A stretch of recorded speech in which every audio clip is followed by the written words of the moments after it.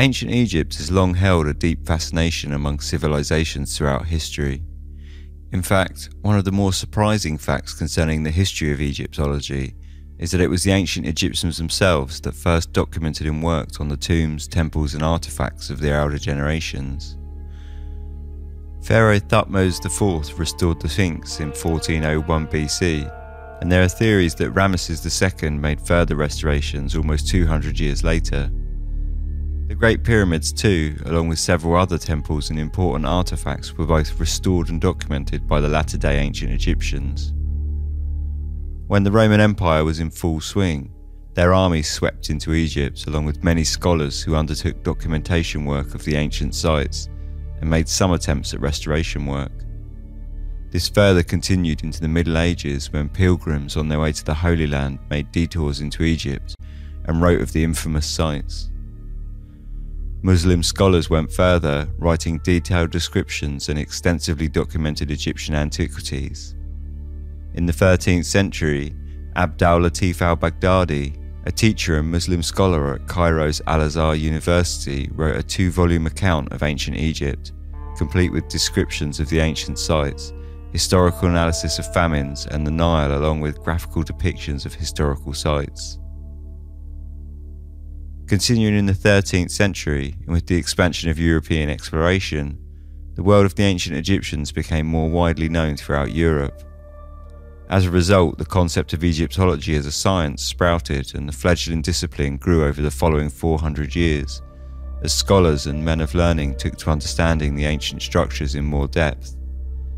In the 17th century, the Great Pyramids were documented and measured by English mathematician John Greaves, who would later go on to publish Pyramidographia, or A Description of the Pyramids in Egypt, in 1646, and later, published in 1652 by the Jesuit scholar Athanasius Kircher, Oedipus Egyptiacus saw translated works of hieroglyphs placed into a modern tongue understandable to Europeans.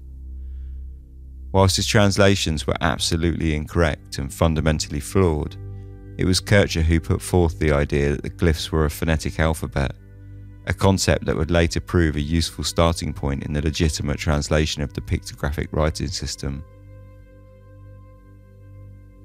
Though the previous 400 years saw greater exposure of ancient Egypt throughout Europe, it was with the French invasion by Napoleon Bonaparte that this long and ancient history would become truly popularised, and the pace towards modern Egyptology sped up as the discipline gained greater accessibility, global exposure, and rapid maturation.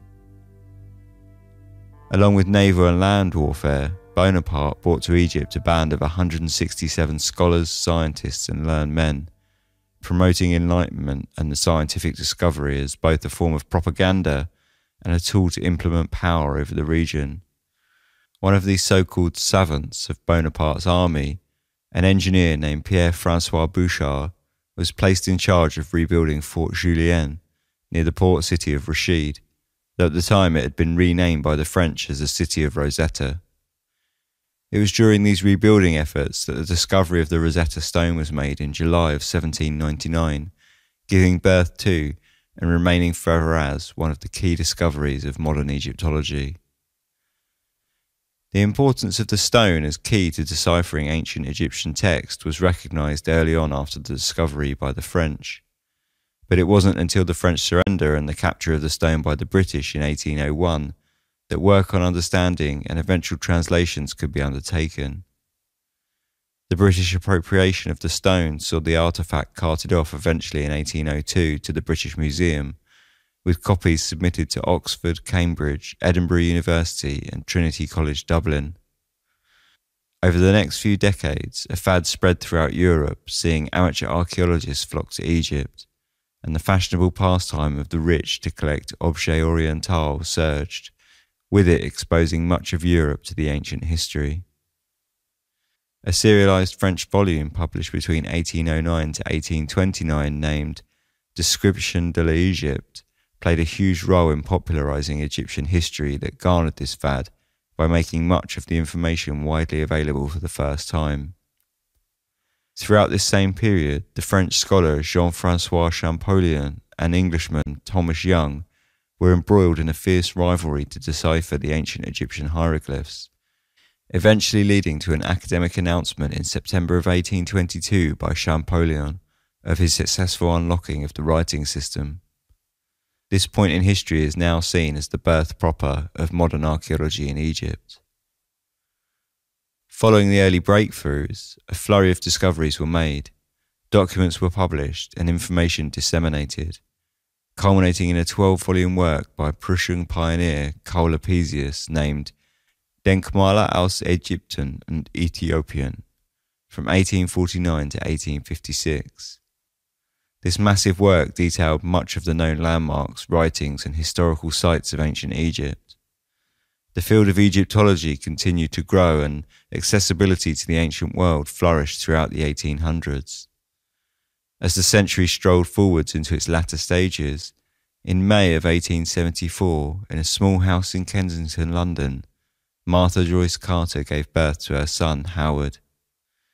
His early years were uninspiring. He was a sickly and homeschooled child. From a relatively early age, he turned his hand to painting and drawing, learning from his father, Samuel John Carter, who was an accomplished Victorian painter. It was his skill in painting that would lead Howard Carter to both the discipline of Egyptology and finally, his own discovery of the tomb of Tutankhamun. As the final decade of the 19th century dawned, Howard Carter set foot in Egypt for the first time.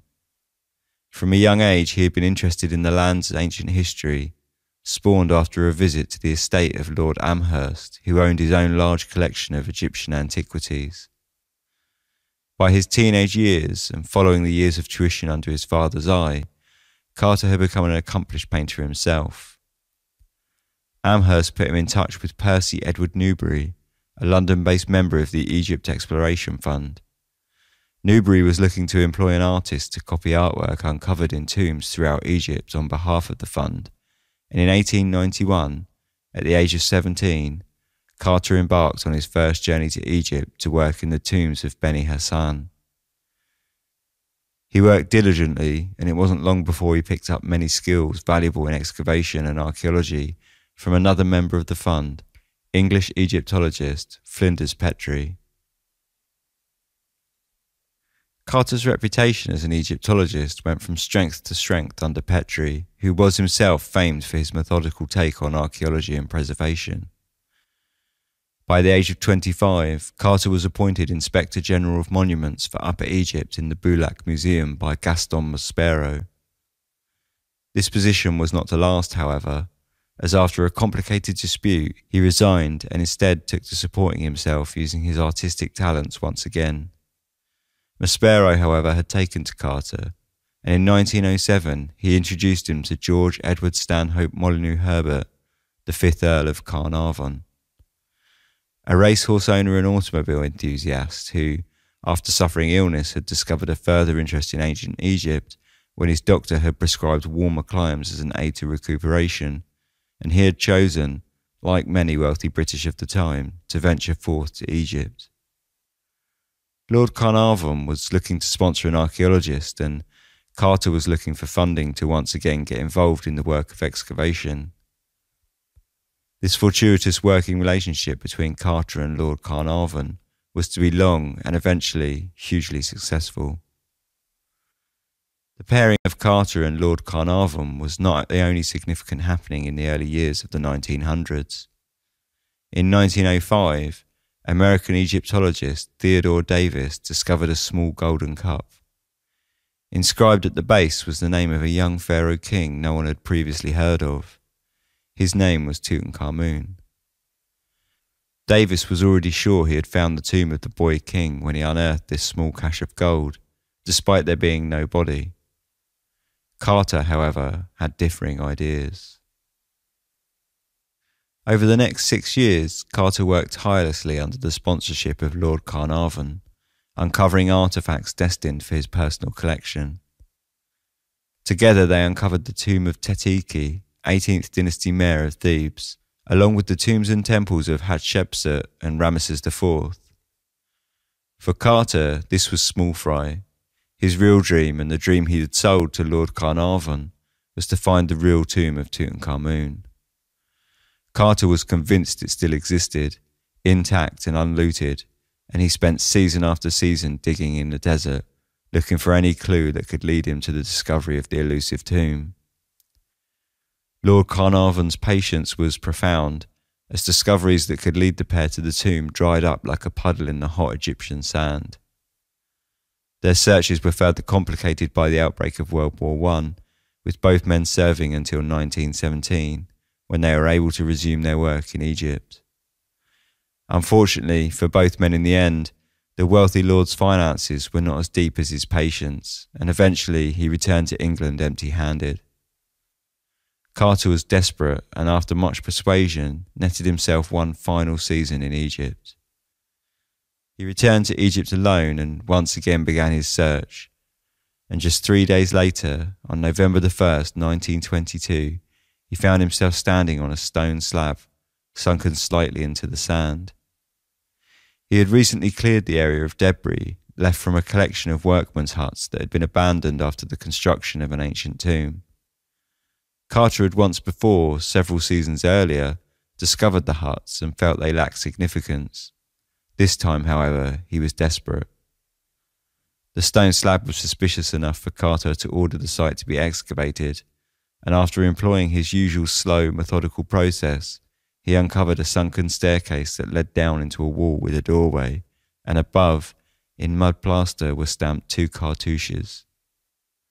Though they were unreadable and indistinct, Carter ordered the stairway to be refilled and in high spirits sent a telegram to Lord Carnarvon back in England. It read, "At last have made wonderful discovery in valley. A magnificent tomb with seals intact. Recovered, same for your arrival. Congratulation." For Carter, there was now a painstakingly long 2 weeks of waiting before Lord Carnarvon, accompanied by his daughter, Lady Evelyn Herbert, would arrive on Egyptian soil. Finally, on November the 23rd, the trio were reunited and the staircase once again excavated. Digging deeper this time, Carter uncovered further cartouches. This time, they were readable, and they bore the name of Tutankhamun. Less encouraging, however, was evidence in the form of refilled tunnels indicating that the tomb had been robbed and refilled in ancient times, long before Carter graced the same doorway, and most likely shortly after the pharaoh's burial. The team persevered, clearing limestone to a second door. Once again, however, hope dwindled as the rope seal tied around the handle had been broken and resealed. Carter made a small hole in the door and peered through as silence fell in the chamber. Lord Carnarvon asked him finally, "What do you see?" To which, gratefully for Lord Carnarvon, Carter famously replied, "Wonderful things." Carter later expanded upon this moment of discovery. "At first I could see nothing, the hot air escaping from the chamber causing the candle flame to flicker, but presently, as my eyes grew accustomed to the light, details of the room within emerged slowly from the mist. Strange animals, statues and gold, everywhere the glint of gold." The excavation of the tomb was a slow process. This small hole in the stone door opened on the 26th of November, and the fanfare opening of the tomb in front of the press the next day was the beginning of an archaeological story that would sweep the world with its splendour. It was also the beginning of another story that spread just as rapidly. However, this second story was altogether much more sinister. The opening of the tomb of Tutankhamun sparked a huge flurry of press interest. When Carter opened the tomb, they found a small L-shaped room that was so full of antiquities that they were stacked haphazardly on top of one another from floor to ceiling, cramping the small underground room. Though there had been looting, it was thought to have been shortly after the pharaoh's original death, and only a few minor objects had been removed, with the inner chambers left entirely intact. After rumours that the Valley of the Kings had been entirely exhausted for so long, and now a find so large and rich as this, the press went into overdrive. On December the 22nd, the New York Times wrote, "No finer human interest story, no more thrilling drama. no greater archaeological revelations could be summoned from history or the most vivid imagination than is told by the mute objects in this tomb of King Tutankhamun. Mute objects that would speak with golden eloquence and whose message is now being revealed to the world. The Times was wrong though. There was a more thrilling drama emerging from vivid imaginations all around the world. The press on the scene of the excavation was becoming tiresome for Carter. They swarmed the dig site and chased Carter around Egypt. They were becoming so obtrusive that Carter showed concern for the safety of the excavation. He wrote in a journal, "Archaeology under the limelight is a new experience for most of us. All of a sudden we find the world takes an interest so intense and so avid for details that special correspondents at large salaries have been sent to interview us, report our every movement, and hide around corners to surprise a secret out of us." This level of press intrusion unsettled Carter and was in part one of several reasons that led Lord Carnarvon to strike an exclusivity contract with the London Times on the 9th of January 1923.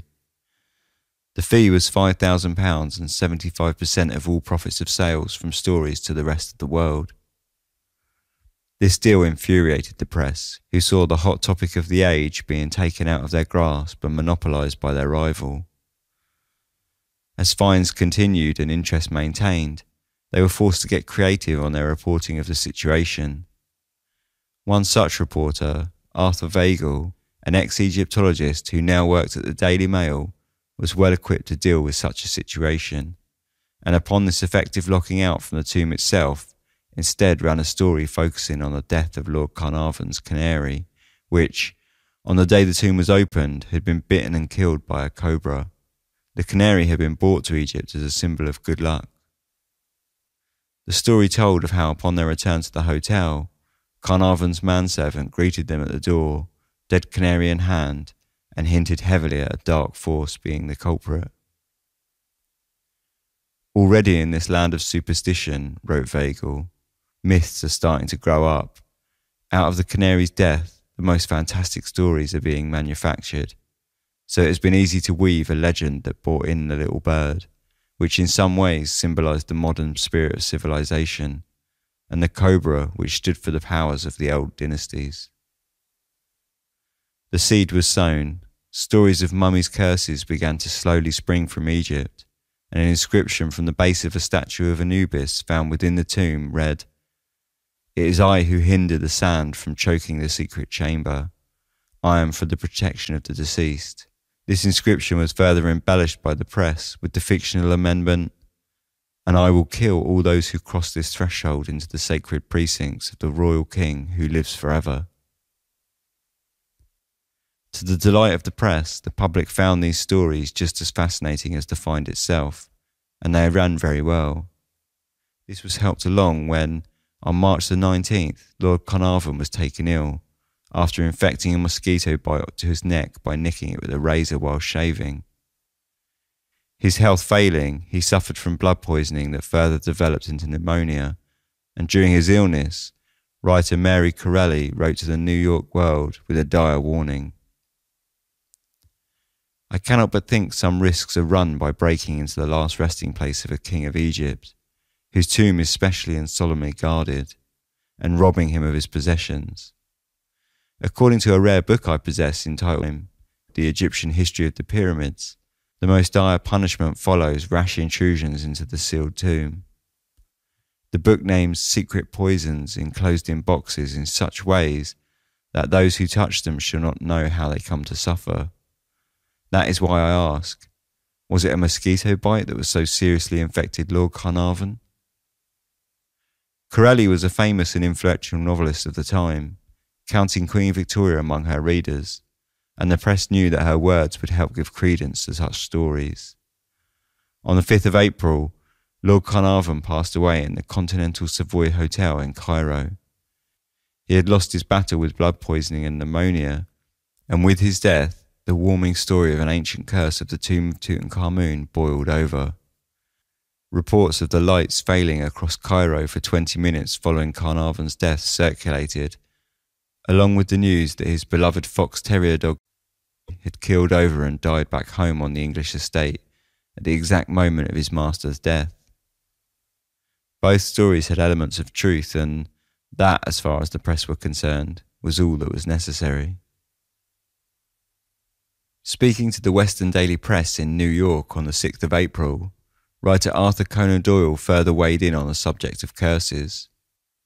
Most famously known for his character Sherlock Holmes, Conan Doyle had in latter days turned to spiritualism and developed a keen interest in esoterica and the world of the fringe. He had famously backed the Cottingley Fairies, a series of photographs depicting a young girl surrounded by fairies which could only be explained as positively 2D paper cutouts. Nevertheless, Conan Doyle was a household name, and following the news of Lord Carnarvon's death, the Press Association gladly distributed Conan Doyle's quotes, attributing his illness to mentals across the globe. Conan Doyle went further than just the death of Lord Carnarvon, stating that there was once a mummy in the British Museum, which it was believed was guarded by one of those elementals. For everyone who came into contact with it came to grief.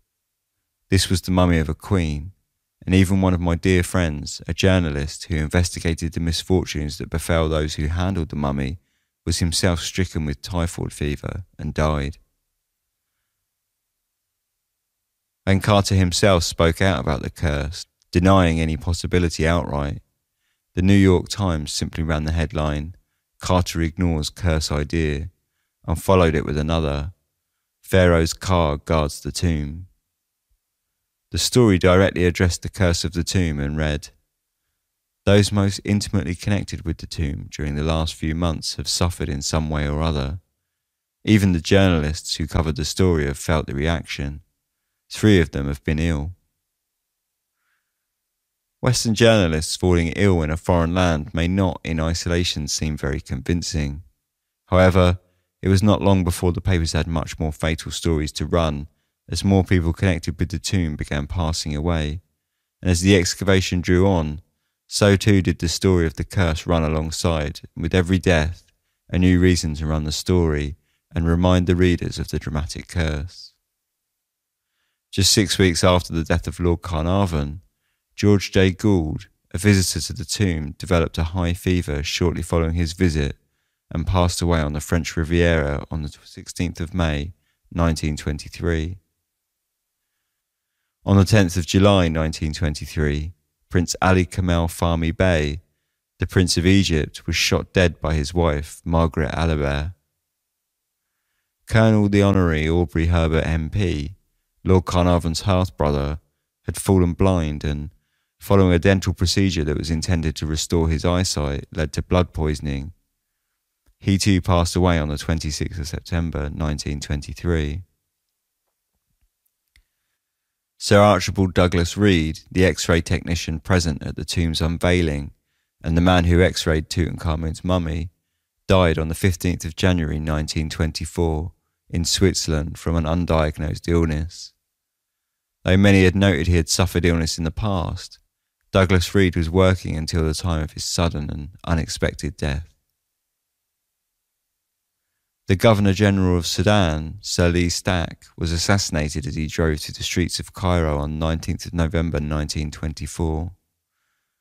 In 1926, an entry in Howard Carter's journal told of how he had seen wild jackals in the desert for the first time in his 30 years in Egypt. Many saw this as an ill omen in itself, as jackals had long been associated with the dead and practices of embalming in ancient Egypt. Arthur Cruttenden Mace, a Tasmanian-born British Egyptologist and a member of Carter's excavation team, left Egypt in 1924 due to poor health and died on the 6th of April in 1928. The Honourable Mervyn Herbert, Lord Carnarvon's half-brother, and Aubrey Herbert's brother, died of malarial poisoning on the 26th of May 1929. Captain the Honourable Richard Bethell, Carter's personal secretary during the time of the excavation, died on the 15th of November 1929 in a club in Mayfair. His death was suspected foul play and a result of smothering. Richard Luttrell Pilkington Bethell, the 3rd Baron of Westbury and father of Richard Bethell, committed suicide on the 20th of February 1930, throwing himself from his 7th floor apartment. Arthur Weigel, the reporter whose hand was so integral to the dissemination of the story of the curse, passed away in January of 1934, which naturally, the Daily Mail was quick to remind its readers that the death of Mr. Weigel recalls the story of a curse on the violators of the tomb of King Tutankhamun. Finally, after so many deaths, came the turn of Howard Carter.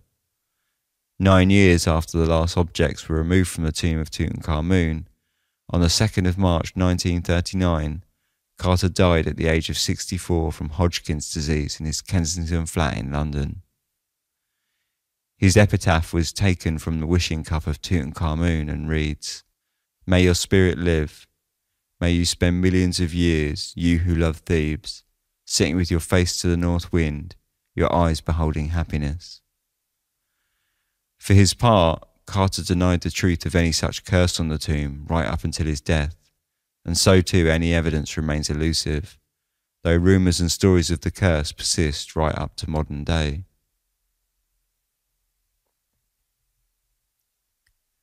Whilst no factual evidence for any curse was ever uncovered at the tomb of Tutankhamun, there were several tombs excavated throughout Egypt that did contain writings concerning curses, a fact that Weigel, an ex-Egyptologist, knew very well when forming his own narrative for the Curse of King Tut. From the tomb of the Pharaoh Thutmose I was the inscription, "He shall have no heir," in regards to anyone who might disturb the tomb. The high priest Hameru went a little further with an inscription that read, "As for anybody who shall enter this tomb in his impurity, I will wring his neck as a bird." A sentiment mirrored in the tomb of Kentika Ikeki, whose inscription stated, "As for all men who shall enter this tomb, there will be a judgment. An end shall be made for him. I shall seize his neck like a bird. I shall cast the fear of myself into him." The high priest Herihor too spoke of how his name shall not exist in the land of Egypt. He shall die from hunger and thirst. And from the tomb of Pharaoh Kheti was a simple but graphically off-putting warning, "He shall be cooked together with the condemned." So we can see that the concept of cursed tombs were not entirely fictional, nor alien to Egypt. These findings go against the idea that ancient Egyptian curses are a purely modern Western invention, though Western fiction certainly played its role. The concept of a mummy rising from the dead had been seen almost 100 years prior, in a work written by Jane C. Loudon and published in 1827 named The Mummy, or A Tale of the 22nd Century. In 1862, 1868 and 1869 came too the horror novels, The Mummy's Soul published anonymously, After 3,000 Years by Jane G. Austen and Lost in Pyramid by Louisa May Alcott respectively. Further stories by Jane G. Austen developed the concept of full-blown living dead and mummies' curses within fiction well before Weigel had concocted his story for the press. Proof that the stories of ancient curses had legs. It was over 60 years later, in 1999, that German microbiologist Gotthard Kramer sought to rationally explain the existence of such superstitions when he studied mold spores and toxins found in tombs. He found several potentially toxic substances present, including Aspergillus niger, Aspergillus flavus, Staphylococcus, Pseudomonas, ammonia gas, and hydrogen sulfide. His theory expounded on the dangers of leaving these to settle and then become disrupted after thousands of years underground, when an excavation brought with it hustle and bustle of an archaeological dig and the fresh breeze of the outside world that it had been sealed away from for so long. These findings have been debated since, however. Carter himself already knew of this danger, as he mentions the potential for toxic gas when he describes the opening of the tomb of Tutankhamun.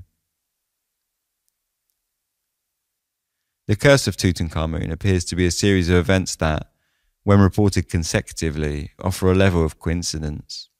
However, they remain entirely devoid of any factual evidence. There were without doubt realities mixed with fiction, and even the reaction of Carter is debated, with some stating that he found the whole thing ridiculous, others that he may well have found it useful to direct attention away from the dig site, and that he may well have even stirred the stories up himself initially. Further still, there is conspiracy that, if there was any truth to the curse, he may well have been driven to cover it up through fear of further obstructions. Whilst there may have been truth to inscriptions describing curses throughout the tombs and temples of ancient Egypt, Carter's words are perhaps most appropriate as a final point concerning Tutankhamun. Writing in the preface to The Tomb of Tutankhamun, published in 1923, Carter stated, "The sentiment of the Egyptologist, however, is not one of fear, but of respect and awe. It is entirely opposed to the foolish superstitions which are far too prevalent among emotional people in search of psychic excitement. Yet mischievous people have attributed many deaths, illnesses and disasters to alleged mysterious and noxious influences in the tomb. Unpardonable and mendacious statements of this nature have been published and repeated in various quarters with the sort of malicious satisfaction.